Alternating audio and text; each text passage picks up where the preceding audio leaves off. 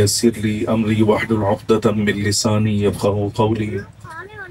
إن الحمد لله نحمده ونستعينه ونستغفره، نحمده عز وجل ونشكره على فضله المدرار ونعمه الغزار، ونصلي ونسلم على سيدنا ومولانا خاتم أنبيائه وأشرف رسله سيدنا ونبينا ومولانا محمد المصطفى المختار، فهو خيار من خيار من خيار، صلى الله تعالى وبارك وسلم عليه وعلى آله الأطهار وصحابته الأبرار المهاجرين منهم الأنصار والتابعين ومن تبعهم بإحسان ما تعاقب الليل والنهار. أما بعد فأعوذ بالله من الشيطان الرجيم. بسم الله الرحمن الرحيم. إن الذين آمنوا وعملوا الصالحات سيجعل لهم الرحمن ودا. وقال تعالى في مقام آخر: وَلَقَدْ كَتَبْنَا فِي الزَّبُورِ مِن بَعْدِ الذِّكْرِ أَنَّ الْأَرْضَ يَرِثُهَا عِبَادِيَ الصَّالِحُونَ. صدق الله مولانا العظيم وصدق رسوله النبي الكريم الأمين، ونحن على ذلك لمن الشاهدين والشاكرين، والحمد لله رب العالمين. إن الله وملائكته يصلون على النبي يا أيها الذين آمنوا صلوا عليه وسلموا تسليما. الصلاة والسلام عليك يا سيدي يا رسول الله، وعلى آلك وأصحابك يا سيدي يا حبيب الله. الصلاة والسلام عليك يا سيدي يا رسول الله، وعلى آلك وأصحابك يا سيدي يا حبيب الله. الصلاة والسلام عليك يا سيدي يا رحمة للعالمين، وعلى آلك وأصحابك يا سيدي يا شفيع المذنبين. آغاز گفتگو میں آیہ تسلیہ و تسلیم، آیت درود و سلام آپ کے سامنے تلاوت کی ہے، مگر اتنی بڑی تعداد کے موجود ہونے کے باوجود درود و سلام کی آواز بندہ ناچیز کے کانوں تک نہیں آئی۔ اہل السنہ والجماعہ کا اجتماع ہے، حالات جیسے بھی ہوں الحمدللہ رب العالمین، نبی پاک صلی اللہ علیہ وآلہ وسلم کے ساتھ ہماری محبت کبھی بھی سرد نہیں پڑتی، ٹھنڈی نہیں ہوتی۔ تو فخر عالم نور مجسم صلی اللہ علیہ وآلہ وسلم کی بارگاہ میں محبت کے ساتھ بآواز بلند درود و سلام کا نذرانہ پیش کریں۔ آیت دوبارہ پڑھتا ہوں، اس کے بعد انشاءاللہ تعالی تمام گفتگو میں کہیں بھی آپ کو دخل اندازی کی زحمت نہیں دوں گا کہ آپ کو جو جذبے کا اظہار کریں یا کوئی نعرہ لگائیں۔ انشاءاللہ تعالی جو گفتگو کرنی ہے بڑے مختصر انداز میں کچھ باتیں آپ احباب کے گوش گزار کروں گا۔ قال اللہ تبارک و تعالی فی کتابہ العزیز: ان اللہ وملائکتہ یصلون علی النبی یا ایہا الذین آمنوا صلوا علیہ وسلموا تسلیما۔ الصلاة والسلام علی رسول اللہ،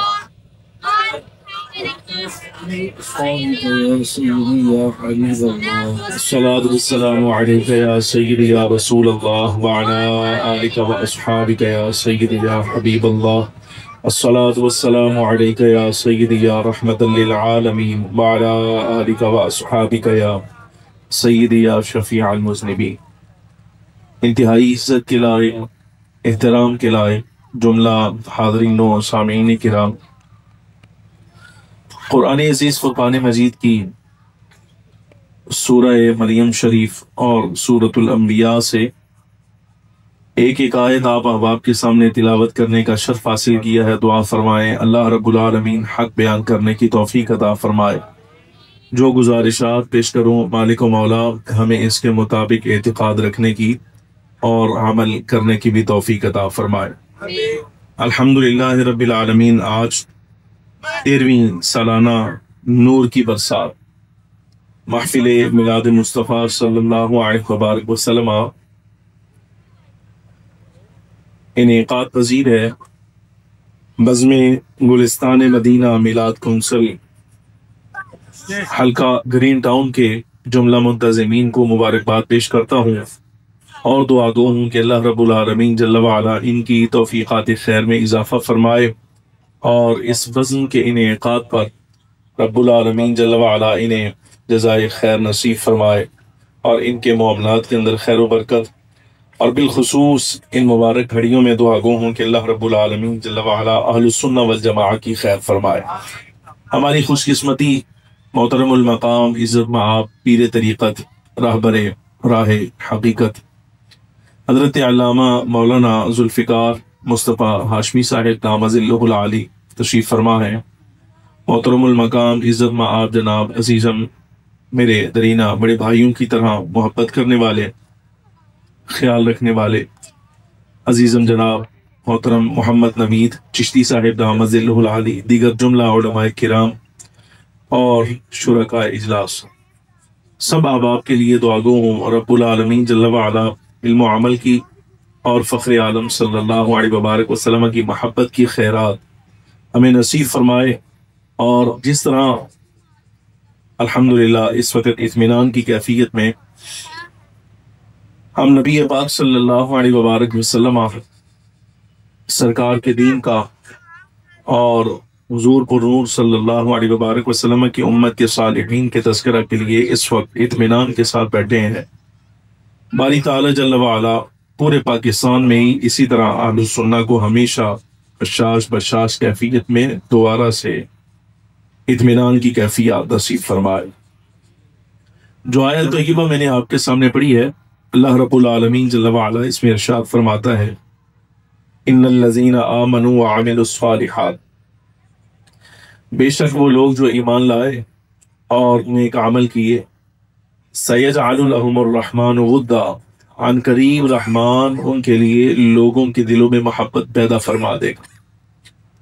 دوسرے مقام پر اللہ رب العالمین جل وعلا ارشاد فرماتا ہے وَلَقَدْ كَتَبْنَا فِي الزَّبُورِ مِن بَعْدِ الذِّكْرِ، اور تحقیق ضرور بھی ضرور ہم نے زبور میں لکھ دیا نصیحت کے بعد، ذکر کے بعد، ان الارض یرثها عبادی الصالحون، کہ بے شک زمین کے مالک میرے نیک بندے ہیں۔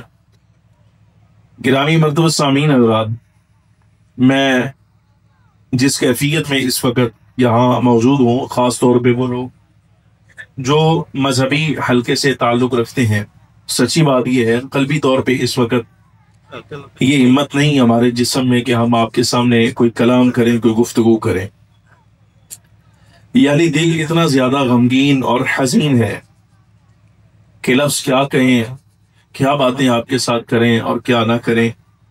یہ انتخاب بھی ہمارے لیے سمجھیے کہ بڑا مشکل ہے۔ عزیزم محترم المقام پیر طریقت پیر ذوالفقار مصطفیٰ ہاشمی صاحب یقیناً اسی کیفیت میں اور مسلک حق اہل سنت و جماعت سے تعلق رکھنے والا ہر ذی شعور اسی حال میں ہے، لیکن بہرحال چونکہ یہ اجلاس تذکیر کا ہے، نصیحت کا ہے، اور اہل السنہ والجماعہ مسلک حق کے عقائد کے پیغام کا ہے، تو انشاءاللہ تعالی میں پوری کوشش کروں گا کہ گفتگو کو بہت زیادہ طویل نہ ہو، مختصر رہے، لیکن پیغام حق جو ہے وہ آپ تک پہنچ جائے۔ جو آیت طیبہ جس کا ترجمہ میں نے ابھی آپ کے سامنے کیا، دوبارہ اس کو ذرا غور سے سماعت فرمائے۔ اللہ رب العالمین جل وعلا قرآن عزیز میں ارشاد فرماتا ہے ان الذین آمنوا، بے شک وہ لوگ جو ایمان لائے، وعملوا الصالحات، اور جنہوں نے نیک عمل کیے، سیجعل لهم الرحمن ودا، عن قریب رحمان ان کے لیے یعنی ان کی محبت لوگوں کے دلوں میں پیدا فرما دے گا۔ یہ اولیاء الصالحین کی شان ہے جو اللہ تبارک و تعالی جل وعلا اس آیت طیبہ میں ارشاد فرما رہا ہے۔ عموماً آپ نے یہ جملہ آج کل سنا ہے، بعض گوروں کی زبان سے نکل رہا ہے، جو کہنے کو تو مذہب سے تعلق رکھتے ہیں، دستار بھی سر پہ رکھتے ہیں، داڑھی بھی بڑھاتے ہیں، نمازیں بھی پڑھ کے ریکارڈ کروا کے آپ کو دکھاتے ہیں، لیکن جب بات فخر عالم نور مجسم صلی اللہ علیہ وبارک وسلم کی امت کے اولیاء کی آئے، مقربان حضرت حق کی آئے، صالحین کی آئے، صاحبان ولایت کی آئے، تو آپ کو یہ عموماً جملہ آج کل سننے کو مل رہا ہوگا۔ یہ آوارہ فکر لوگوں کی بات ہے کہ اولیاء کرام کی تو حیثیت ہی کوئی نہیں۔ میں قرآن عزیز کی آیات پڑھ رہا ہوں، کوشش کرتا ہوں اس پر تھوڑا سا کلام ہو جائے تاکہ کلام الہی کی روح سے یہ بات سمجھ آئے کہ کیا حضرات صحابہ کرام علیہم الرضوان کے بعد جو امت آگے آئی ہے، اللہ رب العالمین جل وعلا نے کیا امت محمدیہ علی صاحبہا الصلاۃ والسلام کو ولایت سے باندھ رکھا ہے؟ یعنی کیا ایسا رہا کہ پچھلی امتوں میں تو اولیاء کرام علیہم الرضوان اللہ نے ہر امت میں ظاہر فرمایا، اور ہر نبی کو اللہ رب العالمین جل وعلا نے امتی کے طور پر اولیاء عطا فرمائے؟ کیا فخر عالم صلی اللہ علیہ وبارک وسلم کی امت میں کوئی ولی ہو ہی نہیں سکتا؟ آیت طیبہ میں اللہ تبارک و تعالی جل وعلا ایمان والوں کا اور عمل صالح کرنے والوں کا تذکرہ کر کے ارشاد فرما رہا ہے کہ عن قریب رب العالمین جل وعلا رحمان ان کے دلوں میں اپنی محبت پیدا فرما دے گا۔ اب جب تک یہ لوگ خود اللہ تبارک و تعالی جل وعلا کی محبوبیت کے مقام پر فائز نہ ہو، یعنی خود یہ اللہ تبارک و تعالی کے محبوب نہ ہو، تو یہ کیسے ممکن ہے جو رب کا محبوب نہ ہو اللہ اس کے بارے میں فرمائے کہ میں اس کی محبت اوروں کے دلوں میں پیدا کر دوں گا؟ تو سب سے پہلے تو اس کا اللہ رب العالمین جل وعلا کا محبوب ہونا ضروری ہے، اس کے بعد پھر رب العالمین جل وعلا فضل فرمائے تو اوروں کے دلوں میں بھی اس کی محبت ڈالے گا۔ باقاعدہ کلام کرتا ہوں آیت طیبہ پر۔ دوسری آیت طیبہ میں اللہ رب العالمین جل وعلا ارشاد فرماتا ہے، اور تحقیق ہم نے زبور میں لکھ دیا۔ زبور سے مراد ہمارے ائمہ کرام نے فرمائی یا تو وہ کتاب ہے جو سیدنا داؤد علیہ السلام پر نازل کی گئی، یعنی جو مسئلہ آگے رب العالمین ارشاد فرما رہا ہے آیت کے آغاز میں باری تعالیٰ فرماتا ہے کہ ہم نے یہ مسئلہ زبور میں مندرج کیا تھا، یعنی وہ کتاب جو حضرت داؤد علیہ السلام کے زمانہ میں نازل ہوئی آپ کو عطا فرمائے گی۔ اللہ فرماتا ہے یہ مسئلہ ہم نے اس میں بھی لکھنا تھا اور اب قرآن میں بھی لکھ دیا گیا۔ وہ مسئلہ ہے کیا؟ فرمایا ان الارض یرثها عبادی الصالحون، کہ زمین کے مالک میرے نیک بندے ہیں۔ زمین کے مالک، زمین سے مراد کیا ہے؟ ہمارے بعض ائمہ کرام نے فرمایا اس سے مراد ہے جنت، یعنی ہم نے نیکوں کو صالحین کو اپنے اولیاء کو جنت کا مالک بنا ہے۔ یرثها وراثت بے معنی مالک، وارث ہونا یعنی مالک ہونا۔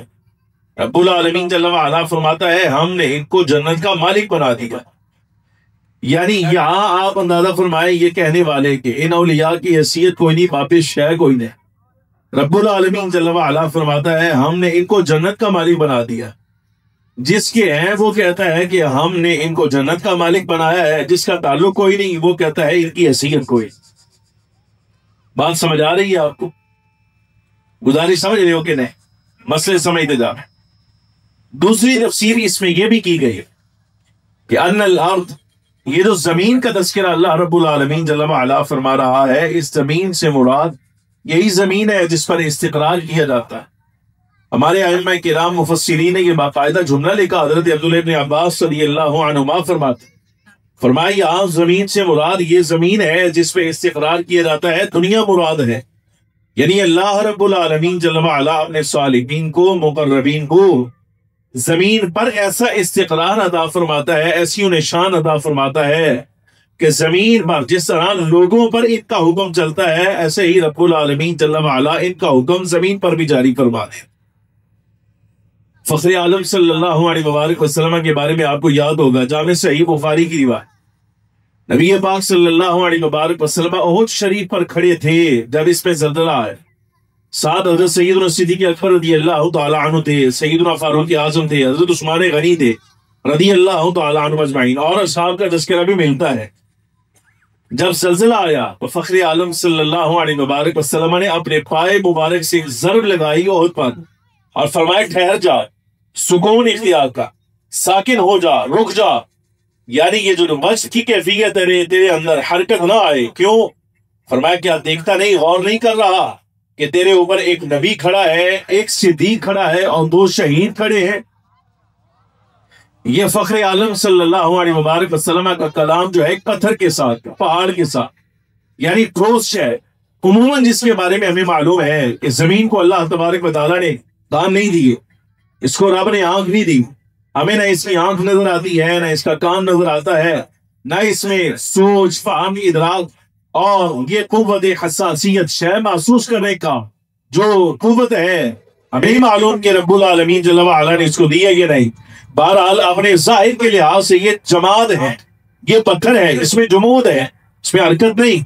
لیکن نبی پاک صلی اللہ علیہ وبارک وسلم کے کلام سے یہ معلوم ہوتا ہے کہ صالحین کو اللہ نے یہ شان عطا فرمائی ہے کہ جس مقام پر یہ کھڑے ہو جائیں خالی ان کے پائے مبارک کی برکت سے زمین کا جمود جاتا بھی رہتا ہے. رب العالمین جل وعلا اگر اس کی اجازت سے یہ حرکت بھی کرے تو اللہ رب العالمین جل وعلا اس زمین پر صالحین کا حکم ایسے نافذ فرماتا ہے جیسے فخر عالم صلی اللہ علیہ وسلم نے فرمایا، ٹھہر جا، کیا تجھے معلوم نہیں کہ تجھ پر ایک نبی کھڑا ہے، ایک صدیق موجود ہے اور 2 شہید کھڑے ہیں؟ یعنی سرکار کا حکم اس پر جاری ہوا، زمین اطمینان میں آ گئی.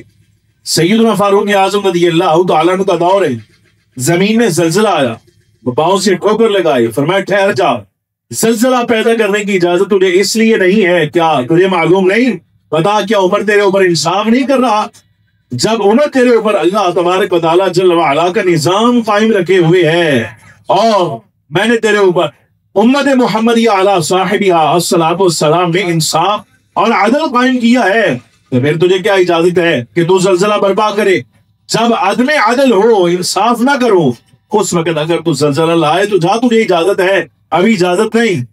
سیدنا فاروق اعظم رضی اللہ تعالیٰ کی ٹھوکر لگنے سے کئی زمین اس کا زلزلہ جاتا رہا. مطلب کیا ہے؟ وہی جو قرآن عزیز نے بیان کیا، ان الارض یرثها عبادی الصالحون، کہ ہم نے زمین کا مالک اپنے نیک بندوں کو بنایا ہے. حضرت امام عالم الہدا ابو منصور ماتریدی رحمت اللہ تعالی علیہ عقیدے کا بہت بڑا نام ہے، یعنی اہل السنہ والجماعہ اپنے عقیدے کے میدان میں جس بندے کی تحقیق پر آنکھ بند رکھتے ہیں، حضرت امام ابو منصور ماتریدی حنفی رحمت اللہ تعالی علیہ. آپ کا دور ہے، کچھ بندے آئے مسئلہ پوچھنے کے لیے، یہ آیت سے تفسیر حل کر رہا ہوں، مسئلہ سمجھ آ رہا ہے نا؟ یعنی ایک تسلسل ہے، میں رکنا نہیں چاہتا. درمیان میں یہ پوچھنے کے لیے بھی اگر آپ سے رکو میں سمجھ آ رہی ہے کہ نہیں. آج میرا دل نہیں کہ یہ باتیں جو ہے نا وہ اضافی طور پہ درمیان میں آئے، چاہے تو ایک تسلسل کے ساتھ بات چلتی رہے، بس مکمل ہو جائے اور دل میں جو غم ہے وہ بھی باقی رہے، ٹھنڈا نہ پڑ جائے، اور آج کا پیغام بھی جو ہے وہ بھی پہنچ جائے، دونوں کام ہو جائے. بس توجہ تسی آپ رکھ لی. امام ابو منصور ماتریدی رحمت اللہ تعالی علیہ 1000 سال پہلے کا اتنا بڑا آدمی کہ آج اہل السنہ والجماعہ 1000 سال گزرنے کے بعد بھی عقیدے کے باب میں جس کی تحقیق پر آنکھ بند کرتے ہیں، یہ ان کی شان ہے. کچھ لوگ مسئلہ پوچھنے کے لیے آپ کے گھر آئے، دروازے پر دستک دی تو اہلیہ محترمہ نے پوچھا کون ہے؟ سائل ہے، مسئلہ پوچھنے کے لیے آئے، امام ابو منصور ماتریدی سے ملنا چاہتے ہیں. فرمایا جاؤ پلٹ جاؤ، یہاں نہیں ہے. چلے گئے کہ آج سے باہر بازار میں پوچھا، لوگوں نے بتایا، انہوں نے کہا کہ وہ اپنے کھیت میں ہوں گے، کام کر رہے ہوں گے، زراعت پیشہ ہیں، یعنی پڑھاتے بھی ہیں اور زراعت بھی کرتے ہیں. جاؤ ان کی زمین میں، فلاں طرف ان کے کھیت ہیں، وہاں ملاقات ہو جائے. سائلین آئے، دیکھا حضرت امام ابو منصور ماتریدی علم کا اتنا بڑا پہاڑ وہاں اپنے کھیتوں میں کام کر رہا ہے. بھائی کہا حضور ہم مسئلہ پوچھنے کے لیے آئے. فرمایا بیٹھو. بٹھایا، بٹھا کر اپنے باغ سے کچھ بے موسم پھل لا کر آپ کے سامنے رکھ دی. بے موسم پھل، ایک مسئلہ یہاں حل کرنا ہے، یہی پر توجہ رکھیے گا. بے موسم پھل اس وقت سامنے رکھے، سائلین کو اپنا سوال بھول گیا، مسئلے بھول گئے، اور مسئلہ بھول آ کر انہوں نے حضرت امام ابو منصور ماتریدی سے کہتے کہا حضور موسم کوئی نہیں، اے پھل کتوں آندے؟ تو آپ نے فرمایا کہ یہ ہاتھ دیکھ رہے ہو، اپنے ہاتھوں کی طرف اشارہ کیا. توجہ رکھو، اپنے ہاتھوں کی طرف اشارہ کیا. فرمایا جب سے سن شعور میں آیا ہوں ان ہاتھوں سے اللہ کے حکم کی نافرمانی کبھی نہیں، رب کے حکم کا خلاف نہیں کیا. جب سے سن شعور میں آیا ہوں یہ ہاتھ جب بھی اٹھے ہیں، حرکت میں آئے ہیں، تو فقط اللہ کے حکم کی اطاعت میں آئے ہیں. فرمایا جب ساری زندگی اللہ تبارک و تعالیٰ کا حکم پورا کیا ہے تو باری تعالیٰ جل وعلا نے ان ہاتھوں میں یہ شان پیدا کر دی ہے کہ زمین میری ہے، ارادہ میرا ہے. جو ارادہ کرتا ہوں یہاں بیج ڈالوں یا نہ ڈالوں، یہاں محنت کروں یا نہ کروں، فقط ابو منصور ماتریدی ارادہ کر لے اور آپ زمین کی طرف بڑھائے، زمین میرے ارادے کے مطابق پھل جو ہے وہ میری طرف ڈال دیتی. امام ابو منصور ماتریدی. اب ایک مسئلہ سمجھیے گا، عجب بات ہے، یہ جس زمانے میں ہم جی رہے ہیں آج میں آپ نے دیکھا کوئی 2-4 بچے ایسے پیدا ہو گئے کو آوارہ فکر جو اولیاء کرام کے بارے میں، دادا صاحب کے بارے میں، شہنشاہ بغداد کے بارے میں، ان کی کرامات، شان و عظمت، مقام، مرتبہ، رتبہ، اس کے بارے میں اپنے ذہنوں میں انتشار کا شکار ہو گئے، اور دادا صاحب رحمۃ اللہ علیہ کے بارے میں گھٹیا لفظ استعمال کی، حضور شہنشاہ بغداد کے بارے میں نازیبا لفظ استعمال کیے، فقط اتنی بات پر کہ بتاؤ یہ جو کرامات تم ان کی بیان کرتے ہو وہ ہمارے سامنے تو کوئی نہیں ظاہر ہوتی، وہ ہمارے لیے تو نہیں ہوتی، ہمارا بڑا یہ ہے، ہمارا بڑا وہ ہے۔ ظاہر ہے وہ بھی اپنا مائی باپ کسی کو مانتے ہیں، لیکن ان سے جب کرامت کا اظہار نہیں ہوتا وہ تعجب کا شکار ہو جاتے ہیں۔ اب ساڈے بھی تو وڈیرے موجود نے، یہ بھی قرآن پڑھتے ہیں، نمازیں پڑھتے ہیں، شلوارات اے بھی تاں چاہ کے رکھ دیں، سارا کچھ کر دیں، دستارہ بھی پڑھ دیں، داڑیاں بھی ایڈیاں بتا رہی ہیں، لیکن ان سے تو کبھی کسی کرامت کا ظہور ہی نہیں ہوا۔ اس کا مطلب یہ ہوا کہ کرامت ہوتی ہی کوئی نہیں۔ اس کا جواب حضرت علامہ سعد الدین تفتزانی رحمۃ اللہ علیہ نے 750 سال پہلے دیا۔ توجہ رکھنا، بڑی محبت والی بات۔ شرح مقاصد میں حضرت علامہ سعد الدین تفتزانی رحمۃ اللہ تعالی علیہ کرامت کے باب میں فرمایا زندگی میں اگر کوئی بندہ تمہارے سامنے ایسا آئے جو کہے کرامت شے کوئی نہیں، یہ بھی کرامت ہے۔ یہ جملہ 750 سال پہلے ایک بندہ یہ جملہ لکھ رہا ہے کہ کبھی تمہارے سامنے کوئی بندہ ایسا آئے جو کہے کہ کرامت شے کوئی نہیں، تو تعجب نہ کرنا، حیران نہیں ہونا، پریشان نہیں ہونا، انکار نہیں کرنا اس کی بات، یعنی ایسے ہی تم تشویش کا شکار ہو جاؤ، تشویش نہیں کرنی۔ کیوں؟ اس لیے تاکہ وہ بیچارہ مجبور ہے، یہ مجبور ہے اس لیے کہ ظاہر ہے جس مذہب کا یہ ماننے والا ہے، چاہنے والا ہے، اس کے مذہب کے اندر بھی بڑے بڑے وڈ وڈیرے ہوئے ہیں، نمازاں پڑھتے رہے، تفسیرہ بیان کرتے رہے، حدیثاں پڑھتے رہے، تشریحات کرتے رہے، قرآن کی تفسیریں لکھ ڈالی، بڑا کچھ کیا، نمازاں ساریاں پڑھیاں، روزے رکھے، حج زکات بد کیتے، سب کچھ کیا، لیکن ساری زندگی دین پر استقامت کے باوجود جو ہے ان کو کرامت کا مرتبہ اس لیے نہیں ملا کہ عقیدہ ان کا سنی اور جماعت والا نہیں۔ حاضر ہو تسی مسئلہ سمجھنا۔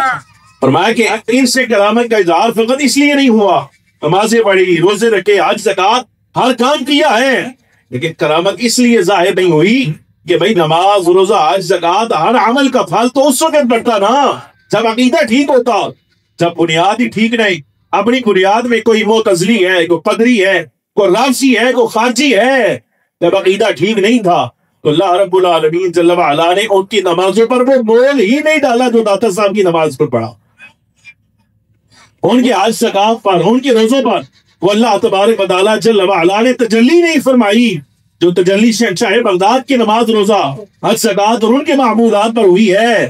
فرمایا جب عقیدہ ٹھیک نہیں تھا تو اللہ رب العالمین جل وعلا نے انہیں یہ مقام دیا ہی نہیں۔ جب یہ مقام انہیں نہ ملا تو بجائے کس کے کہ اپنے برے عقیدوں سے توبہ کرتے، توبہ کرنے کی بجائے وہ یہ انکار ہی کر بیٹھتے کہ کرامت شاہی کوئی ہو، کرامت شاہی کوئی ہو۔ لیکن آپ دیکھ لیں حضرت امام ابو منصور ماتریدی، یہ زمین والا مسئلہ ہے، اللہ رب العالمین جل وعلا نے چونکہ قرآن عزیز میں یہی فرمایا تھا ان الارض یرثها عبادی الصالحون، کہ ہم نے یہ مسئلہ ضرور میں لکھ دیا ہے کہ زمین کے مالک میرے نیک بندے ہیں۔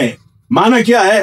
فرمایا تمہارا حکم تو ظاہر پر چلتا ہے، دیکھو ہم نے اپنے نیک بندوں کو یہ شان عطا فرمائی ہے، ان کا حکم آرڈر جس طرح انسانوں پر چلتا ہے ایسے ہی زمین پر بھی چلتا ہے۔ امام ابو منصور ماتریدی فرما رہے ہیں، فرمائی آنکھوں سے جو ارادہ کرتا ہوں اللہ رب العالمین جل وعلا مہربانی فرماتا ہے وہی اگا لیتا ہوں۔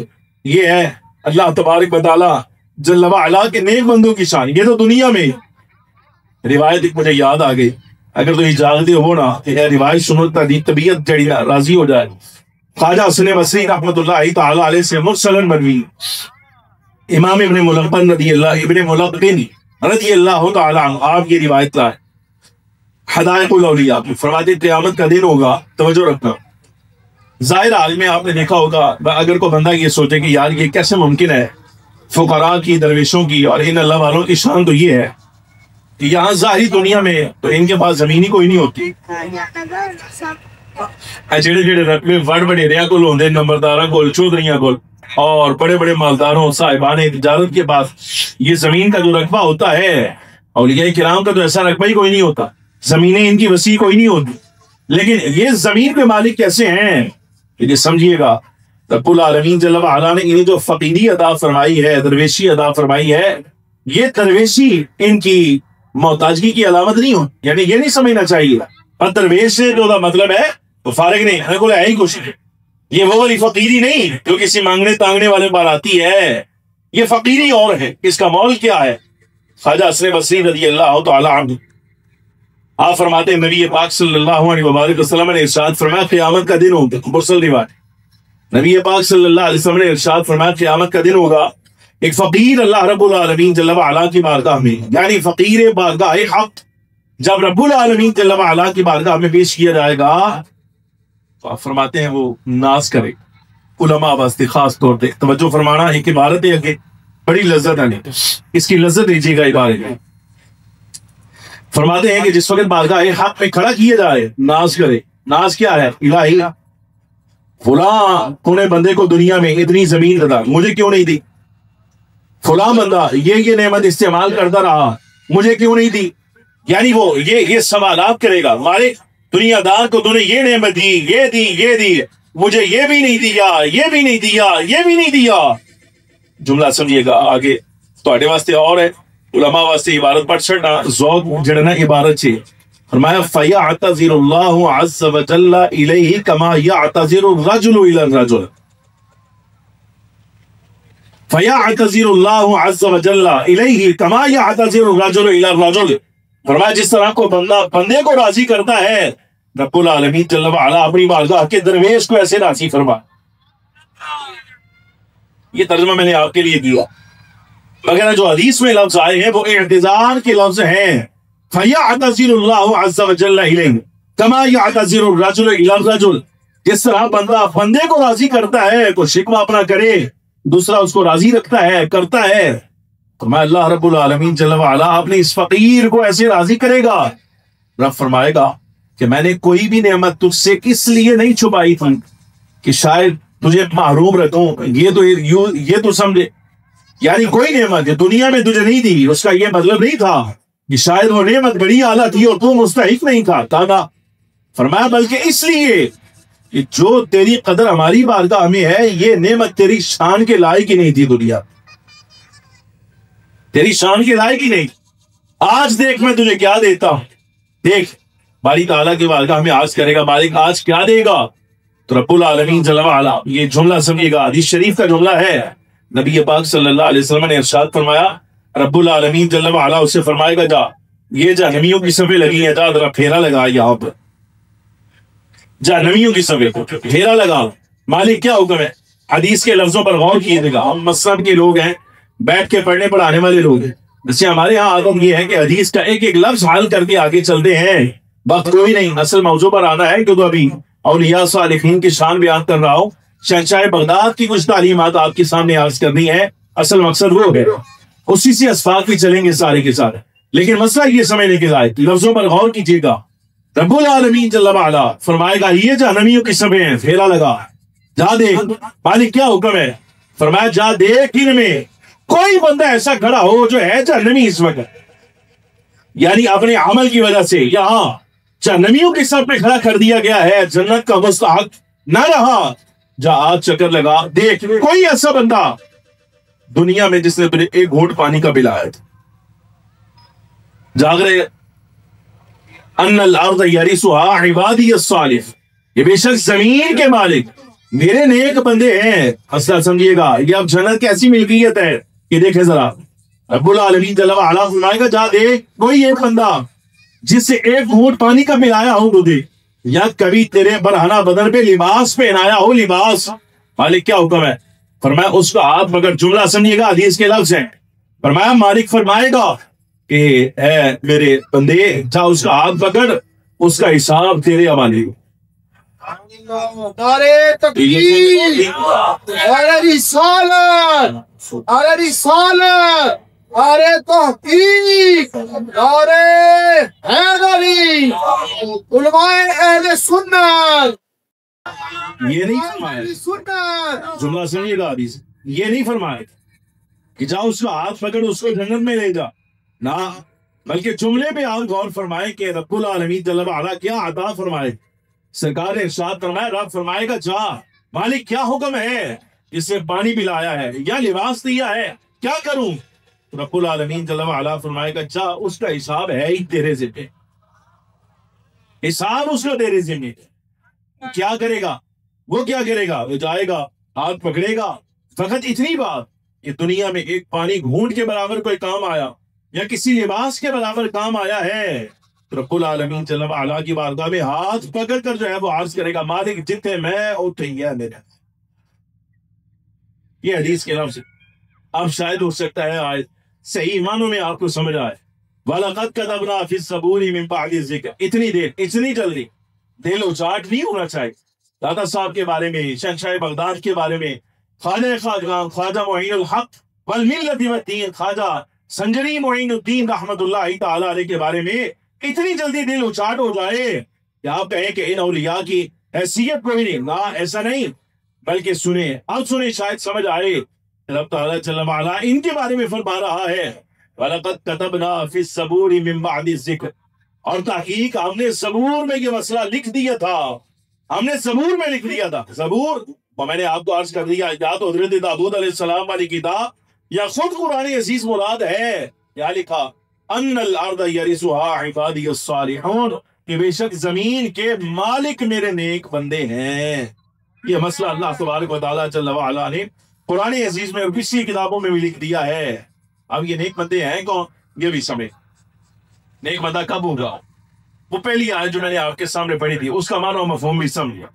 ان الذین آمنوا، بے شک وہ جو ایمان لائے، یہ سورہ مریم شریف، ان الذین آمنوا، بے شک وہ جو ایمان لائے، وعملوا الصالحات، اور نیک عمل کیے، سیجعل لهم الرحمن ودا، اللہ فرماتا ہے عن قریب رحمان ان کی محبت لوگوں کے دلوں میں پیدا فرماتے ہیں۔ معنی کیا ہے؟ لوگوں کے دلوں میں محبت پیدا ہو جائے، معنی کیا ہے اس کا؟ ائمہ تفسیر نے لکھا، حضرت حرم ابن حیان رضی اللہ تعالیٰ نے، یہ حضرت سیدنا اویس قرنی رضی اللہ تعالیٰ کے ہم زمانہ معاصر ہیں، فرماتے ہیں اس کا معنی یہ ہے کہ جو شخص اپنی زندگی میں اپنے دل کو جیسے اللہ تبارک و تعالیٰ جل وعلا کی بارگاہ کی طرف متوجہ کرنے کا حق ہے ویسے کر دے، یعنی جو حق ہے رب کی بارگاہ کی طرف دل متوجہ کرنے کا ایسے کرے، تو رب العالمین جل وعلا مخلوق کے دلوں کو اس کی طرف موڑ دا۔ امام قرطبی نے اپنی تفسیر میں یہی معنی اس کا لکھا، رب العالمین جل وعلا، سادے لفظوں میں، یعنی اسی کو آسان لفظوں میں اگر عرض کروں تو آپ دیکھیں، خود غور کریں، میں اگر آپ سے پوچھوں بتائیے کہ دادا صاحب رحمت اللہ تعالی علیہ کی اولاد میں سے کوئی یہاں بیٹھا ہے تو ایک بندہ بھی کھڑا نہیں ہو۔ دادا صاحب کی اولاد میں سے کوئی بندہ بیٹھا ہے؟ کوئی نہیں۔ حضور خواجہ خواجگان خواجہ معین الدین چشتی اجمیری رحمت اللہ علیہ کی اولاد میں کوئی فرق بیٹھا ہے؟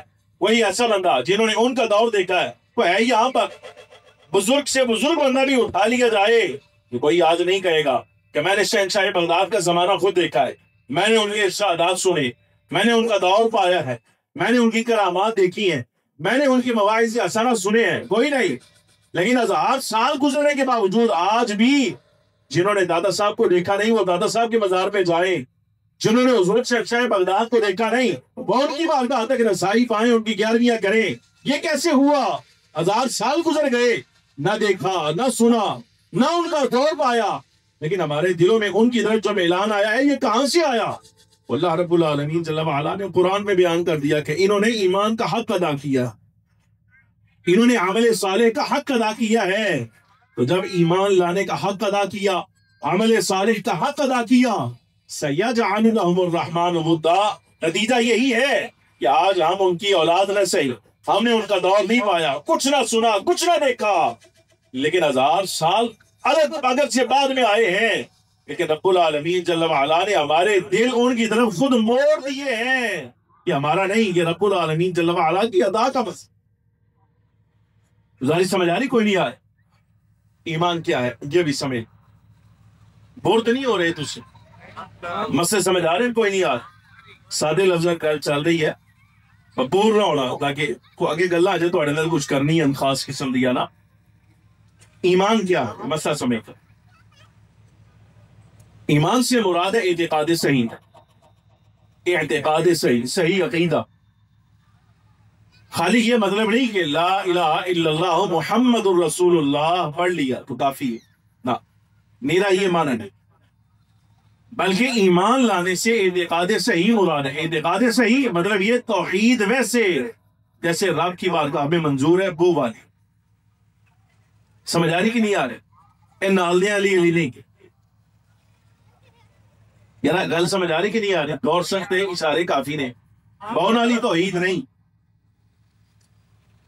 ادھر تک جڑے چاڑ کے رکھ دینے، سمجھ آ رہی کہ نہیں آ رہی؟ وہ والی توحید نہیں، خالی رب کا نام لینا ہے باقی سب کو مشرک کہنا ہے، وہ والی نہیں۔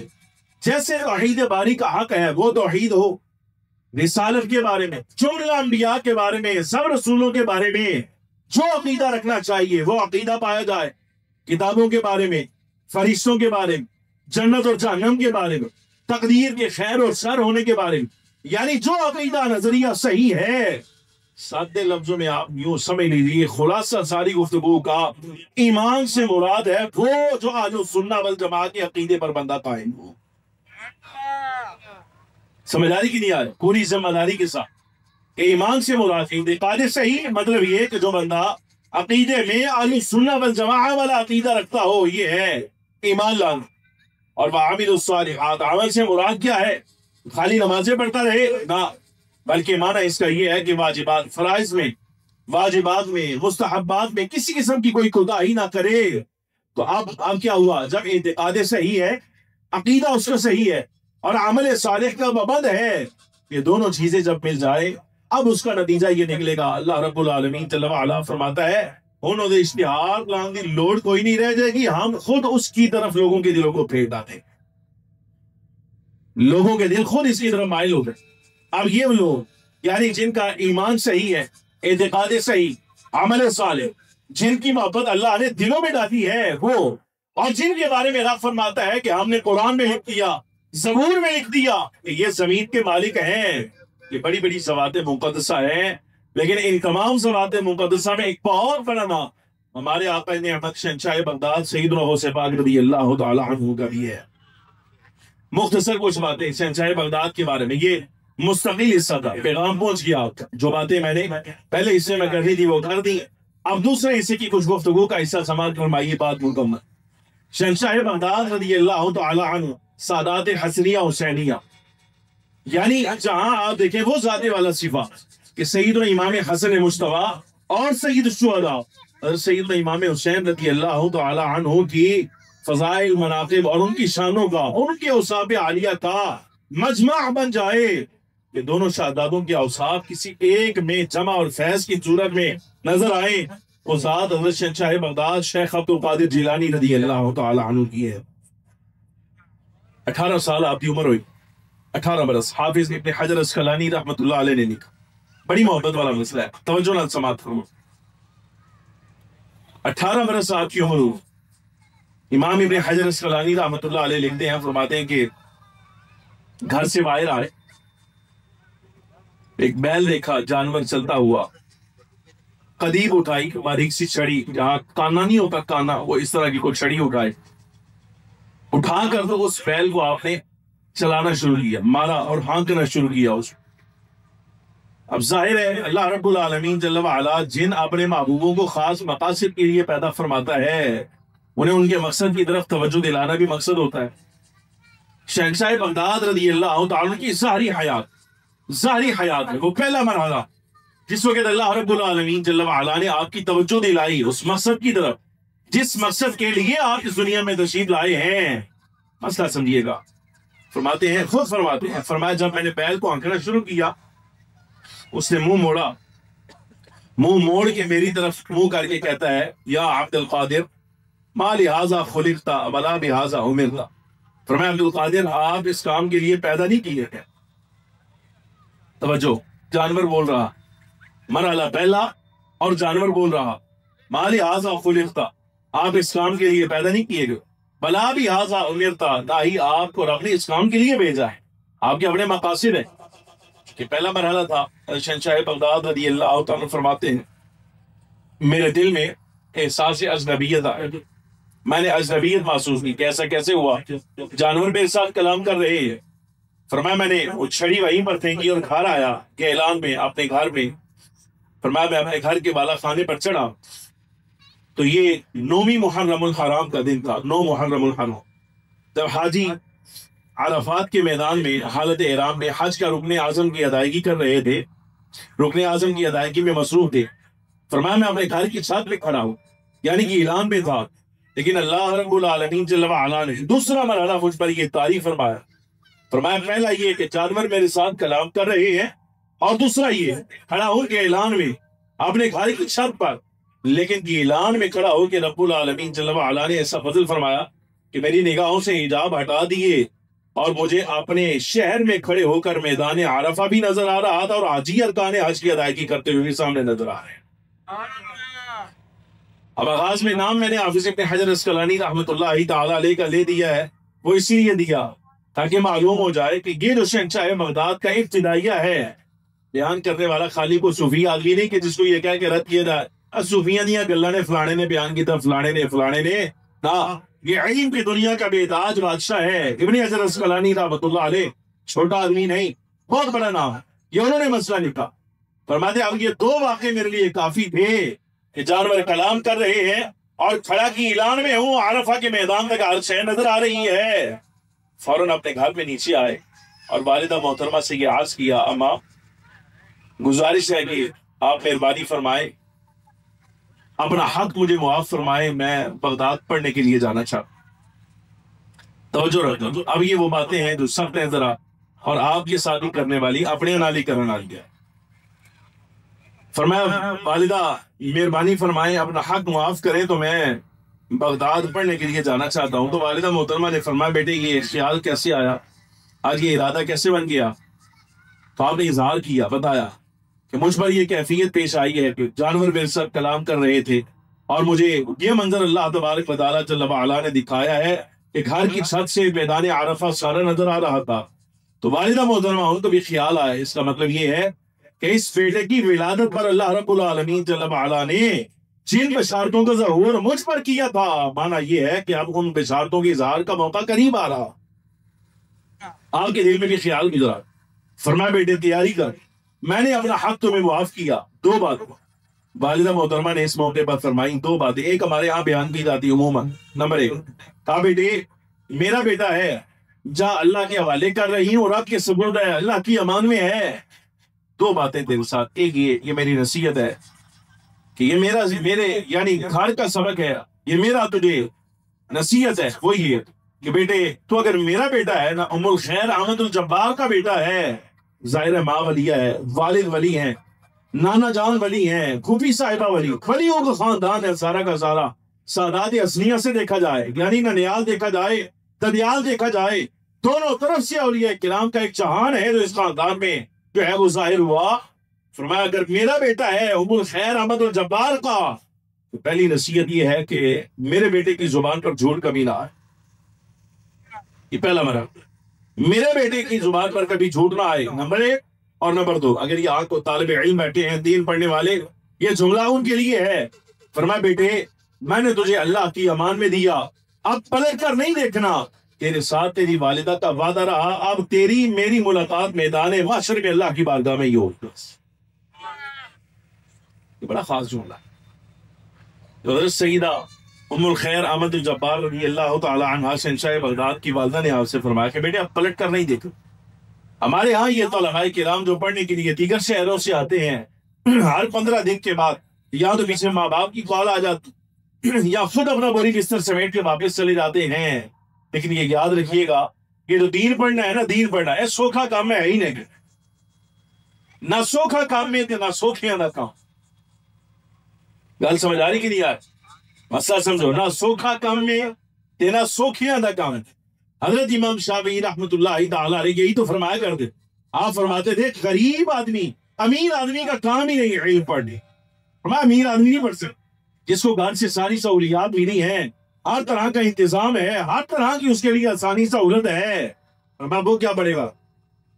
یہ تو وہ پڑھتے ہیں جو یعنی ایک دور ایسا ہوتا ہے کہ سر کے نیچے آرام کرنے کے لیے رکھنا چاہیں تو ٹھیٹ میسر آتی ہے، لیکن جب اللہ تبارک و تعالیٰ جل وعلا علم کے میدان میں رسوخ دیتا ہے تو پھر بادشاہ جو ہے وہ اپنی دستاریں اتار کر ان کے قدموں میں رکھا کرتے۔ یہ ان کا کام، یعنی جن کو سہولت ملی ہو گھر سے، وہ اس میدان میں نہیں آتے. یہ امام شافعی رحمۃ اللہ علیہ کا فرمان ہے. شہنشاہ بغداد رضی اللہ تعالیٰ کی والدہ محترمہ نے یہی کہا, فرمایا بیٹے اب پلٹ کر نہ دیکھنا, اب واپس نہ آنا, تیرے ساتھ وعدہ رہا تیری میری ملاقات میدان محشر میں اللہ کی بارگاہ میں ہو. اور عجب بات یہ ہے کہ آپ دو باتیں بڑی قابل غور. نمبر ایک کہ جب تک شہنشاہ بغداد رضی اللہ تعالیٰ نے بغداد پڑھتے رہے اور آپ کی والدہ محترمہ حیات رہی, آپ کبھی بھی بغداد آئی نہیں, نہ حضرت شہنشاہ بغداد پلٹ کر کبھی گیلان آئے. لیکن عجیب بات یہ ہے کہ بغداد شریف میں اپنے صاحبزادے پر گزرنے والی ہر کیفیت پر آپ کی والدہ محترمہ کی نظر رہی. ہر کیفیت, ہر حال میں والدہ محترمہ جو ہے وہ نظر رکھے ہوئے ہیں. وہ واقعہ آپ یاد فرمائیے, بڑی عجیب بات. بغداد پہ قحط ہوا, قحط سالی ہوئی. اندازہ فرماؤ ذرا, تھوڑی جی توجہ کرتے چلے آؤ. وہ ذات کہ جو ایک وقت ایسا بھی آیا کہ لباس استعمال کیا ایسا کہ زمانے کے بادشاہ بھی خریدنے سے عاجز آ گیا. بادشاہ بھی اتنا مہنگا لباس نہیں پہنتے تھے جو شہنشاہ بغداد رضی اللہ تعالیٰ عنہ آپ سے بے تن فرماتے تھے. لیکن دور طالب علمی کے کیسے گزرا ہے وہ یہ ہے, شہنشاہ بغداد فرماتے بغداد میں قحط ہوا, آسمان پانی نہ برسا رہے, زمین اناج نہ اگا ہے, اور لوگوں کے پاس کھانے کے لیے کچھ نہ رہا. میں حال یہ ہوا کہ میں نے ارادہ کیا کہ چلو دریا جاتا ہوں, وہاں جا کے کنارے پر ساحل سمندر کوئی درخت اگر مل جائے تو وہاں سے کچھ جھاڑ پتے جو ہیں وہ جھاڑ کر لاتا ہوں, چلو وہی کھا کر گزارا کرتا ہوں. فرمایا لیکن جب میں دریا کے کنارے آیا تو یہ منظر دیکھا کہ مجھ سے پہلے ایک دنیا ہے, ایک ہجوم ہے جو پتے توڑنے کے لیے لڑ رہے ہیں. میرے دل میں خیال آیا عبد القادر ایثار کرو کہ جو پتے لے کر تم نے گزارا کرنا ہے اور زندہ رہنا ہے, چلو کوئی اور کو دیہڑیاں زندہ رہ جائے گا, اس کا فائدہ ہو جائے گا, تم واپس پلٹا. فرمایا واپس پلٹا, جامع مسجد پہ بیٹھا تھا, انتظار کر رہا تھا کہ موت کب آئے گی. فرمایا میرے سامنے ایک بندہ بیٹھا تھا, اس کو میں نے دیکھا کہ اس نے کھانے کا برتن کھولا, وہ بڑا بہترین مہنگا ترین کھانا جو ہے وہ اس نے نکال کے سامنے دیکھا. میں نے اس کی طرف جب غور سے دیکھا, اس نے مجھے کہا کہ آؤ میرے ساتھ کھانے میں شریک ہو جاؤ. شہنشاہ بغداد رضی اللہ تعالیٰ فرماتے نا میں نہیں کھاتا. مجھ سے کہا میں تمہیں اللہ کی قسم دے کر کہتا ہوں بھائی آؤ کھانے میں شریک ہو جاؤ. میں اس کی قسم کو پورا کرنے کے لیے اس کے پاس آیا. فرماتے میں بیٹھا جس وقت سامنے کھانا کھانے لگا, ابھی لقمہ توڑا تھا, تو اس سے کہا کہ بتانا ذرا کیا تم عبد القادر نام کے کوئی طالب علم کو جانتے ہو؟ تو جو ہے سن رہے ہو نا, مسئلہ سمجھنا. عبد القادر نام کے طالب علم کو جانتے ہو؟ کہا کون عبد القادر؟ کئی ہیں. اس نے کہا کہ وہ جو حضرت شیخ عبداللہ سمعی رضی اللہ تعالیٰ عنہ کے نواسہ ہیں اور گیلان سے پڑھنے کے لیے آئے ہیں یہاں پر, ان کو جانتے ہو؟ فرمایا کیوں, تمہیں کیا کام ہے؟ دراصل میں تو تاجر ہوں, یہاں تجارت کے لیے آیا تو ان کی والدہ محترمہ مجھے ملی اور مجھے فرمائے لگی تم تاجر ہو, بغداد جا رہے ہو, سنا ہے وہاں کا اچھالی ہے, تو یہ کچھ دراہم دینار ہیں, یہ امانت اہلے جاؤ ساتھ.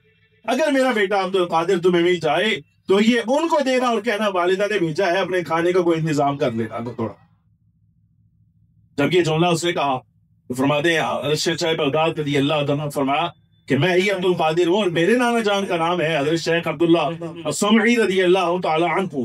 غوث کھانے سے فوراً ہاتھ اٹھایا, کہا کہ حضور آپ مالک ہیں اس کھانے کے, اب تو میں مہمان ہوں, اگر آپ اجازت دے تو کھانے میں شریک ہو جاتا ہوں, وغیرہ یہاں سے ہٹ جاتا ہوں. یہاں سے والدہ محترمہ تو پوری نگاہ رکھی ہے, بغداد میں بیٹا معلوم نہیں کس سال میں ہوگا, تو کچھ نہ کچھ جو ہے وہ زیادہ راہ بھیجنا چاہیے.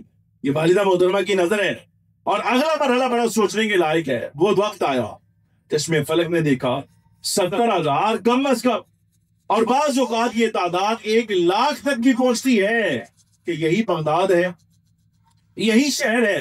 حضرت شہنشاہ بغداد رضی اللہ تعالیٰ شیخ عبد القادر جیلانی رضی اللہ تعالیٰ آپ ممبر بغداد پر بیٹھے ہیں, باز کر رہے ہیں. 1,00,000 بندہ تقریر سننے کے لیے, نصیحت پکڑنے کے لیے سامنے بیٹھا ہے. حال یہ ہے کہ اچانک آپ گفتگو کرتے کرتے خاموش ہو گئے, رونا شروع کر دیا, مسلسل رو رہے ہیں. اب 1,00,000 بندہ تشویش کا شکار ہے. علماء, فضلاء, مشائخ زمانہ, صوفیاء, طلباء, ہر سطح کا بندہ سامنے بیٹھا ہے, پریشان ہے کہ ابھی تک تو ہمارے آقا درس فرما رہے تھے لیکن اچانک خاموش بھی ہو گئے, رونا بھی شروع کر دیا. وجہ کیا ہے؟ سر اٹھایا. ابن حجر اسقلانی رحمۃ اللہ تعالیٰ علیہ فرماتے ہیں کہ آپ نے اعلان فرمایا اے اہل بغداد ہاتھ اٹھاؤ, دعا کرو کہ آج کی ایران میں میری والدہ محترمہ کا وصال ہو گیا, وہ انتقال فرما گئی. وہی جملہ جو والدہ محترمہ نے کہہ کر بھیجا تھا کہ بیٹے اب پلٹ کر نہ آنا کہ تیرے ساتھ میری ملاقات میدان محشر میں اللہ کی بارگاہ میں ہوگی. تو وقت آیا شہنشاہ بغداد رضی اللہ تعالی عنہ خود بغداد کے ممبر پہ اعلان کر رہے ہیں لوگوں دعا کرو میری والدہ محترمہ کی بلندی درجات کے لیے کہ بغداد میں مثال فرما گئے.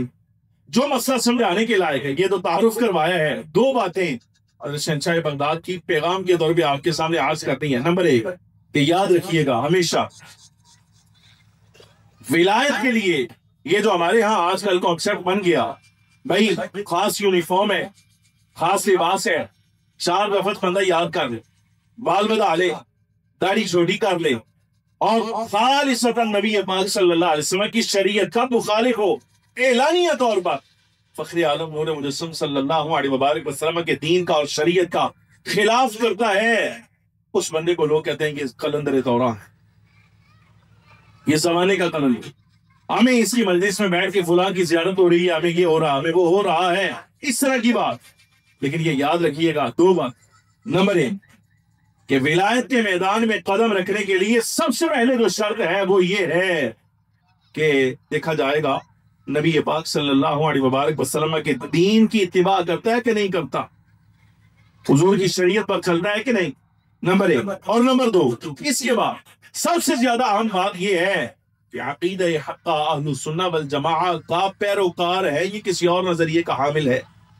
جس شخص میں یہ 2 چیزیں نہ ہوں یعنی وہ سرکار کے دین کی اتباع نہ کرتا ہو یا پھر عقیدہ حقہ اہل سنت و جماعت سے تعلق نہ رکھتا ہو تو یاد رکھیے گا ولایت کے میدان میں ایسے بندے کو اللہ تبارک و تعالیٰ جل وعلا اس میدان کی ہوا بھی نہیں لگنے دیتا چاہے جائے کہ کسی منصب پر آ جائے. یہ بات نہیں ہوتا. دستگیر عالم رضی اللہ تعالیٰ کے بارے میں مشہور تھا کہ آپ خواتر پہ کلام فرماتے. جملہ سمجھیے گا خواتر پہ کلام فرماتے. خواتر کا مطلب یہ ہے ساڑیاں تقریرات آئی گے نا آپ بولی جا رہے ہیں تو سنی جا رہے ہیں میرے علاوہ کوئی اور بھی آ جائے مجھ سے اچھے خطیب بھی ہوں گے تو کام یہی ہے انہوں نے بولنا ہے آپ نے سننا ہے. لیکن دستگیر عالم رضی اللہ تعالیٰ کا جو درس و رواز ہے اس کی شان یہ ہے دات العلماء نے لکھا امام صاحبی نے لکھا فرمایا کہ آپ کی تقریر کیا ہوتی تھی بھلا 1 لاکھ بندہ سامنے بیٹھا ہے تو کسی کے دل میں کوئی خیال آیا ہے نا ارادہ آ رہا ہے کہ آپ اس پر کلام فرمائیں تو شہنشاہ بغداد رضی اللہ تعالیٰ نے اسی وقت 1 لاکھ بندے میں سے جس کے دل میں جو بات آئی آپ اس پر کلام شروع فرما دیتے. بندہ ہے کیا سوچ کر آیا آ کے بڑا نام سنا ہے بڑی دنیا آپ کی بات ہمیں آتی ہے سنتی ہے بعض وغیرہ میں بیٹھتی ہے تو یہ بھی تو معلوم ہونا چاہیے کہ حضرت شہنشاہ بغداد رضی اللہ تعالیٰ کا عقیدہ نظریہ کیا ہے آپ کے افکار کیا ہے. آیا جلسے میں جہاں جگہ ملی وہاں بیٹھ گیا تو جس وقت کلام شروع ہوا آپ کلام فرما رہے ہیں اچانک حضرت شہنشاہ بغداد رضی اللہ تعالیٰ اس کی طرف چہرہ مبارک فرمایا اور تھوڑی سی توجہ فرما کے اس کو فرمایا اعتقادنا اعتقاد السلف الصالح منا اعتقادنا اعتقاد السلف الصالح منا ہمارا اعتقاد وہ ہے ہمارا نظریہ وہ ہے جو سلف صالحین کا تھا یعنی وہی نظریہ ہے جو حضرات صحابہ سے چلا ہے آج تک آیا ہے میرا وہی عقیدہ ہے. اتنی بات آپ نے ارشاد فرمائی تو اس کے دل میں خیال آیا تب میں نے کہا کہ یار یہ تو عائزین کی عادت ہے تقریر کرنے والے کی عادت ہے وہ دائیں بائیں دیکھتے رہتے ہیں گفتگو کرتے ہیں تو شاید اتفاقاً حضرت شہنشاہ بغداد نے انہیں دیکھ کر یہ جملہ فرمایا ہے اور بات کوئی نہیں باقی اتنا کہتا ہے میرے دل میں خیال آیا زبان پر اس کا اظہار بھی نہیں ہوا. تو اگلی مرتبہ شہنشاہ بغداد رضی اللہ عنہ پورا چہرہ اپنا جو ہے وہ ان کی طرف کیا چہرہ کر کے اور خاص اشارہ کر کے یعنی جس سے یہ ظاہر ہو جائے کہ کلام اس کے ساتھ کیا جا رہا ہے.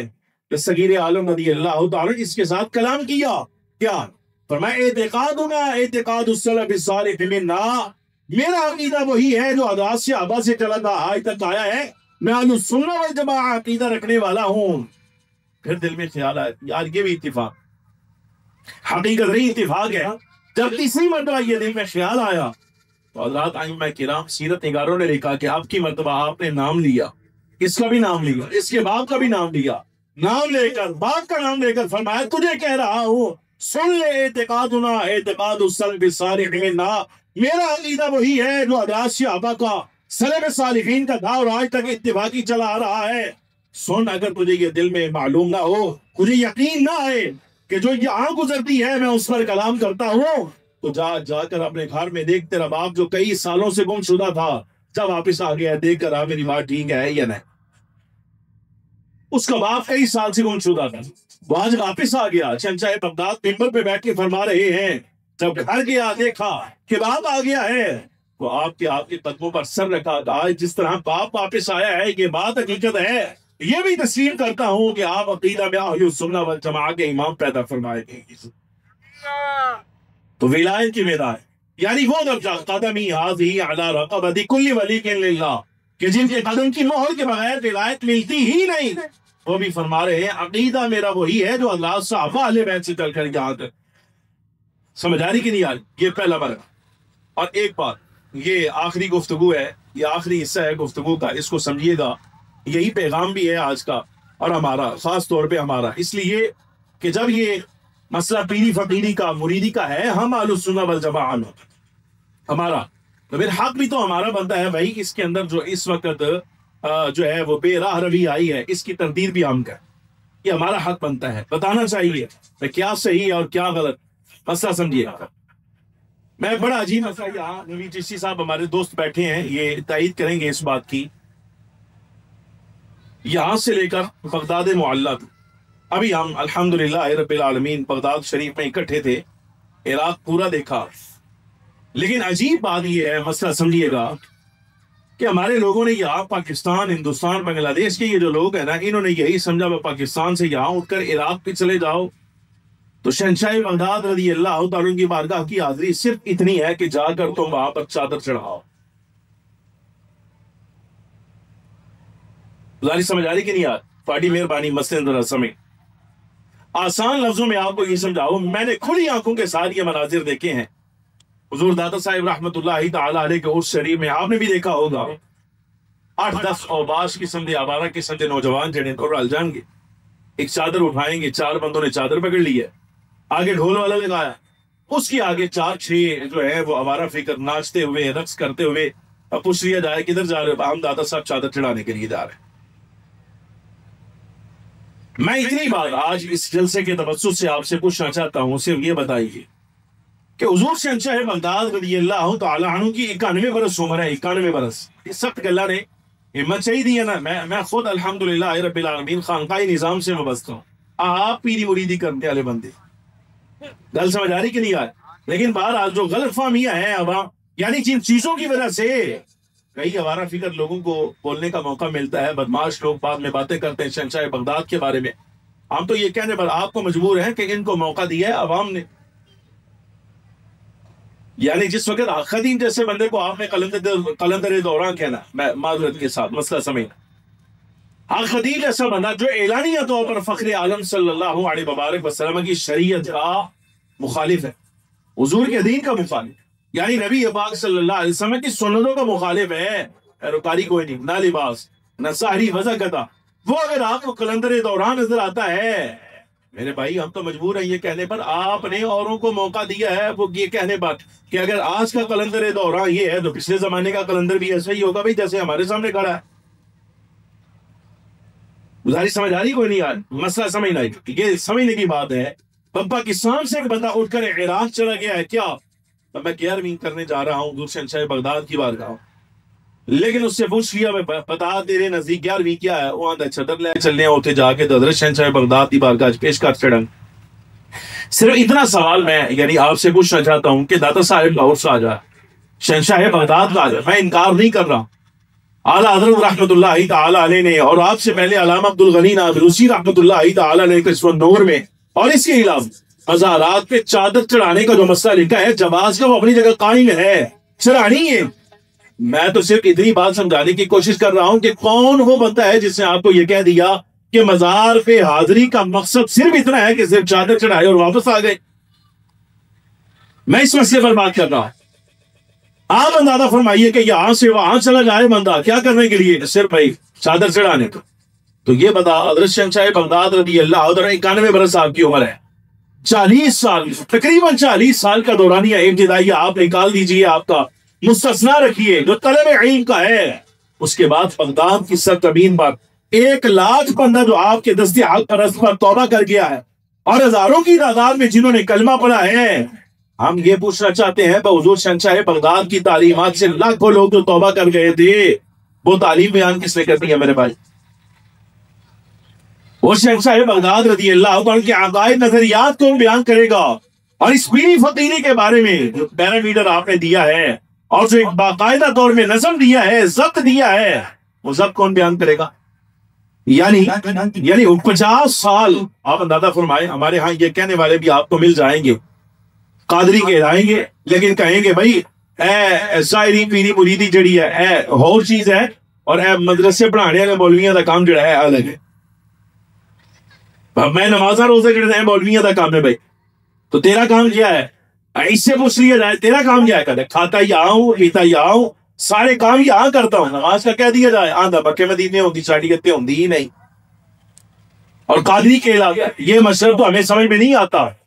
آپ دستگیر عالم رضی اللہ تعالیٰ کے آج کی آپ دیکھ لیں، اکثر پیر ایسے ہیں اللہ ماشاء اللہ، اکثر ایسے ہیں، مال ہے، صاحبان سربت ہے، آسائش ہے، کشائش ہے، کشادگی ہے، مالی طور پہ اس بارے میں انہیں استحقاق ہے کہ جس بڑی درگاہ کے وہ سجادہ نشین ہیں یا چاند سے انسلاک ہے ان کا، وہاں مدرسہ بنا سکتے ہیں لیکن بناتے نہیں، مدرسہ نہیں بناتے۔ کیوں؟ وہ کام موقع ہے، اپنی اولاد کو پڑھاتے نہیں، دین نہیں پڑھاتے، یعنی کو نظریہ ہی ختم ہو گیا کہ پڑھا لکھا پیر جو ہے وہ کسی مسند سجادگی پہ آنا چاہیے، وہ کوئی چکر ہی نہیں، کسی کو سمجھ نہیں آتا۔ شہنشاہ بغداد رضی اللہ تعالیٰ کے بارے میں شاید ہو سکتا ہے آپ یہ بات پہلی مرتبہ سنیں، عوام کو کہہ رہا ہوں کہ آپ سمجھتے ہیں یہ بات آپ کو سمجھ آتی ہے کہ دستگیر عالم رضی اللہ تعالیٰ عنہ 40 سال تک باقاعدہ دورہ حدیث آپ خود پڑھاتے رہے۔ گل سمجھ آئی؟ کوئی نہیں آئی؟ اور عجب بات یہ ہے وہ مدرسہ اس کے بارے میں دستگیر عالم رضی اللہ تعالیٰ عنہ نے فرمایا تھا کہ جو بندہ میرے مدرسے کے سامنے سے گزر جائے، رب کا میرے سے وعدہ ہے کہ اس پر عذاب قبر نہیں ہوگا۔ یہ جملے پہ آپ نے غور کیا ہے؟ یہ نہیں فرمایا میری خانقاہ کے سامنے، فرمایا میرے مدرسے کے سامنے، بلکہ یہ واقعہ پیش بھی آیا، سیرت نگاروں نے لکھا۔ دستگیر عالم رضی اللہ تعالیٰ کی بارگاہ میں محلہ کرخ کے کچھ لوگ آئے، کہ حضرت سیدنا معروف کرخی رضی اللہ تعالیٰ عنہ کی خانقاہ ہے اس وقت، جہاں کے کچھ لوگ آئے اور آ کر انہوں نے کہا کہ ہمارے علاقے میں ایک بندہ مر گیا ہے تو اس کی قبر سے عذاب کی آوازیں آ رہی ہیں، ہمارے لیے بڑا مشکل ہے، سونا نہیں ہوتا، بڑی خوفناک کیفیت ہے، تو آپ کچھ فرمائے۔ دستگیر عالم رضی اللہ تعالیٰ نے فرمایا وہ جو بندہ مر گیا ہے یہ بتاؤ وہ نماز پنجگانہ میرے پیچھے پڑتا تھا؟ فرمایا حضور معلوم نہیں۔ فرمایا اچھا یہ بتاؤ جمعہ میرے پیچھے پڑتا تھا؟ عرض کیا حضور معلوم نہیں۔ اچھا یہ بتاؤ میرا مرید تھا؟ نہیں حضور مرید آپ کا نہیں تھا۔ اچھا اتنی بات یہ سمجھاؤ، صرف اتنا بتا دو کہ مرید میرا نہیں تھا، نماز پنجگانہ میرے پیچھے نہیں پڑھی، نماز جمعہ میرے پیچھے نہیں پڑھا، صرف اتنا بتا دو کبھی میرے مدرسے کے سامنے سے گزرا تھا؟ صرف اس جملے پہ غور کرنا۔ شہنشاہ بغداد قدمی حاضی علی رقبتی کلی ولی کی اللہ کے جان والے، یعنی جن کا قدم گردن پر آئے تو پھر ولایت ملتی ہے۔ شان یہ ہے، جملہ کیا فرمایا؟ فرمایا بتاؤ میرے مدرسے کے سامنے سے بھی کبھی گزرا تھا؟ تو ایک بندہ بولا، اس نے کہا حضور زندگی میں ایک مرتبہ میں نے دیکھا تھا کہ آپ کے مدرسے کے سامنے سے گزر رہا تھا، تو ہاتھ اٹھائے دعا فرمائی، اے اللہ تو نے میرے ساتھ وعدہ فرمایا تھا جو بندہ میرے مدرسے کے دروازے کے سامنے سے گزر جائے عذاب قبر نہیں ہوگا۔ اس بندے کے بارے میں بتایا جا رہا ہے میرے مدرسے کے سامنے سے گزرا تھا، اس سے عذاب قبر اٹھا۔ دعا فرمائی، فرمایا چاہو جا کر دیکھو اب بھی حال ہو رہا ہے کہ نہیں؟ تو ہزار رہا، لوگوں نے آ کر گواہی دی کہ اب عذاب قبر کی کوئی آواز نہیں، اپنی قبر میرا حد سے ہے آرام کرتا۔ دستگیر عالم رضی اللہ عنہ مدرسہ جس مقام پہ اس وقت آپ کا مدفن شریف ہے، یہ وہ آپ کا دار الحدیث ہے جہاں شہنشاہ بغداد رضی اللہ عنہ 40 سال خود حدیث پڑھاتے رہے، یہ آپ کی تعلیمات میں سے ہے۔ اور میں نے یہ آخری جملہ ہے میرا، اس کو سماعت فرمائیے گا، اس پر بات مکمل۔ میں نے دستگیر عالم رضی اللہ تعالیٰ کی جو ساری زندگی کے احکام ہیں اور جو خلاصہ ہے، اس تلخیص میں مجھے کہیں بھی یہ نظر نہیں آیا کہ اولیاء طریقت کا اور ان کا یہ اللہ تبارک و تعالیٰ جل وعلا کے بندگان خاص کا ماضی اتنا حق ہے کہ وصال کے بعد ان کے مزار اقدس پہ چادر چڑھا دی جائے، بس کافی ہے۔ میں نے آپ کی ظاہری حیات کا خلاصہ یہ نہیں دیکھا، 2-3 باتیں جو سمجھ آئی کہ پوری ظاہری حیات طیبہ آپ کی جو محور ہے وہ کن چیزوں کے گرد آتا ہے۔ نمبر 1، نبی پاک صلی اللہ علیہ وسلم کی شریعت کا کبھی خلاف نہیں فرمایا، سرکار کے دین کی مخالفت کبھی نہیں فرمائی، بلکہ اتنی اتباع کہ آپ کے صاحبزادے نے خوب گزارش کی، کہا ابا جان ہم دیکھتے ہیں، مریدوں نے بھی پوچھا، کہا ابا جان ہم دیکھتے ہیں حضور ہم نے دیکھا ہے کہ آپ کے جسد مبارک پر کبھی مکھی نہیں بیٹھتی، آپ کے لباس پر کبھی مکھی نہیں بیٹھتی، ایسا کیوں ہے؟ شہنشاہ بغداد کا جملہ سنیے گا، یہ نہیں فرمایا کہ میں نے چلہ بہت کیا، میں نے بڑی عبادت ریاضت کی، جو جملہ آپ نے فرمایا وہ جملہ بڑا قابل غور ہے۔ فرمایا بیٹے میں نے جب سے ہوش سنبھالا ہے تب سے لے کر آج تک نبی پاک صلی اللہ علیہ وسلم کی شریعت کی خلاف ورزی کبھی نہیں کی، حضور کے دین کا مخالف نہیں رہا، سرکار کی سنتوں کو خلاف نہیں کیا۔ میں نے اپنی ذات کو جب نبی پاک صلی اللہ علیہ وسلم کی ذات میں فنا کر دیا تو اللہ تبارک و تعالیٰ جل وعلا نے یہ مجھ پر حضور کا فیض جاری کر دیا ہے کہ جس طرح فخر عالم صلی اللہ علیہ وسلم کے جسد مبارک پر مکھی نہیں بیٹھتی تھی، میں نے حضور کی اتباع اتنی کی ہے کہ اللہ تبارک و تعالیٰ نے حضور کا صدقہ آپ میرے جسد مبارک کو بھی مکھی بیٹھنے سے محفوظ کر دیا۔ اتباع شریعت۔ نمبر 2، تعلیم مسلک یعنی دینی تعلیم، درسیات، شہنشاہ بغداد رضی اللہ عنہ نے خود کیا، اور آخری سبق جو آپ کی حیات ظاہری سے مجھے ملا وہ خدمت خلق، مخلوق کی خدمت۔ حضرت شہنشاہ بغداد رضی اللہ عنہ بڑے اعلیٰ طریقے سے اور بڑی اعلیٰ ظرفی کے ساتھ حج کے لیے جا رہے تھے، تو ایک بستی میں آپ نے پڑاؤ فرمایا، آرام کرنا تھا، اگلے دن سفر کرنا تھا، تو اس بستی کے جو بڑے بڑے امیر تھے، تاجر تھے اور عمراء تھے، صاحبان ثروت وہ آئے اور آ کر کہا کہ ہمارے ہاں قیام فرمائے۔ دستگیر عالم رضی اللہ تعالیٰ اپنے صاحبزادے سے فرمایا جاؤ جا کر معلوم کر کے آؤ اس بستی میں غریب ترین گھر کس کا ہے، سب سے غریب گھر کس کا ہے۔ صاحبزادے گئے اور جا کر چکر کاٹا، معلوم کیا، تو واپس آ کے عرض کیا کہ حضور یہاں ایک بزرگ ہیں معمر ہیں اور ان کی زوجہ، اولاد کوئی نہیں ہے، ان کے گھر میں کوئی دوسرا نہیں، تو بس یہی 2 فرد ہے جو گھر میں رہتے ہیں۔ تو آپ نے اعلان فرمایا آج میرا قیام انہی بزرگوں کے ہاں ہوگا۔ رات وہیں گزاری، علاقے کے لوگ آتے رہے، ملتے رہے، تحائف لاتے رہے، کوئی گندم لاتا رہا، تو کچھ لایا تو کچھ لایا، لیکن جب صبح ہوئی دستگیر عالم رضی اللہ تعالیٰ عنہ نے صاحب خانہ کو بلایا اور بلا کر سامنے بٹھا کے فرمایا یہ جو کچھ لوگوں نے مجھے ہدیہ کیا تھا یہ میری طرف سے تمہارے لیے ہے، آپ رکھیے۔ سیرت نگار یہ جملہ لکھ گئے، فرمایا اس بستی میں جب شہنشاہ بغداد داخل ہوئے ہیں تو ان سے زیادہ غریب کوئی نہیں تھا، اور جس وقت آپ اس بستی سے باہر گئے اس پوری بستی میں ان بابا کی سے زیادہ امیر بندہ کوئی نہیں تھا۔ یہ خدمت خلق ہے۔ یہ میرے بھائی دستگیر عالم رضی اللہ تعالی عنہ یہ ان کی تعلیمات ہیں۔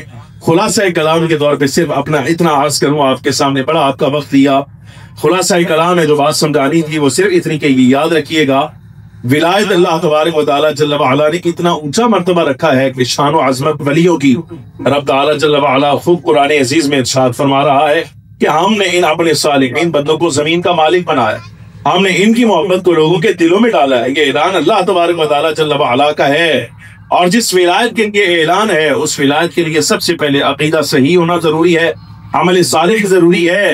اور شہنشاہ بغداد رضی اللہ عنہ جو پیران پیر ہیں ان کی زندگی کا خلاصہ میں یہی ملتا ہے کہ فخر عالم صلی اللہ علیہ وبارک وسلم پیر وہ ہوگا سرکار کریم صلی اللہ علیہ وسلم کی شریعت کا اتباع کرنے والا ہے۔ مسند حدیث پر نہ بیٹھ سکے تو کوئی مسئلہ نہیں، کم از کم اتنا علم ضرور رکھتا ہو تو اس کو ضرورت کا مسئلہ پیش آئے تو کہیں اور نہ مارا مارا پھرتا رہے، خود اپنے مرید کا مسئلہ تو کم از کم حل کر سکے۔ اور نمبر 3، پیری فقیری اس لیے نہیں ہوتی بھئی مریدوں کو نوچ کر بندہ خود امیر ہو جائے، ہاں، بلکہ پیر ہونے کا مطلب یہ ہے کہ بندہ نبی پاک صلی اللہ علیہ وبارک وسلم کی امت کی خدمت کرتا رہے۔ یہ کچھ باتیں بطور نصیحت آپ کے سامنے عرض کرتی ہیں، دعا فرمائے اللہ رب العالمین جل وعلا سمجھنے کی توفیق عطا فرمائے۔